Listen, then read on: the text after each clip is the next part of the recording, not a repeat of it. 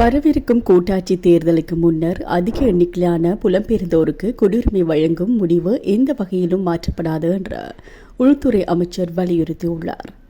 இந்த திட்டத்தின் கீழ் கிட்டத்தட்ட 12,500 பேர் குடியுரிமை பெற உள்ளதாக ஊடக அறிக்கைகள் தெரிவிக்கின்றன. இருப்பினும் இது வரவிருக்கும் கூட்டாட்சி தேர்தலில் ஆளும் தொழிலாளர் கட்சிக்கு வாக்குகளை பெறும் நோக்கில் திட்டமிடப்பட்ட திட்டம் என்ற குற்றச்சாட்டுகள் காணப்படுகின்றன. இருப்பினும் ஒரு செய்தியாளர் சந்திப்பில் பங்கேற்ற உள்துறை அமைச்சர் இது நிறுவப்பட்ட நடைமுறையின்படி நடக்கிறது என்று குறிப்பிட்டுள்ளார். ஆஸ்திரேலிய குடியுரிமைக்கான விண்ணப்பங்களை ஏற்கனவே ஏராளமானோர் சமர்ப்பித்துள்ளதாகவும் அவர் சுட்டிக்காட்டியுள்ளார்.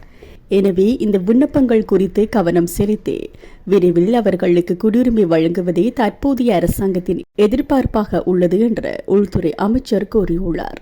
அதன்படி ஆஸ்திரேலியாவின் தேர்ந்தெடுக்கப்பட்ட 3 பிராந்தியங்களில் உள்ள தொடர்புடைய குழுக்களுக்கு கூட்டாட்சி தேர்தலுக்கு முன்னர் உள்துறை அமைச்சர் ஆஸ்திரேலிய குடியுரிமை சான்றிதழ்களை நேரில் வழங்க உள்ளார் என்பது குறிப்பிடத்தக்கது.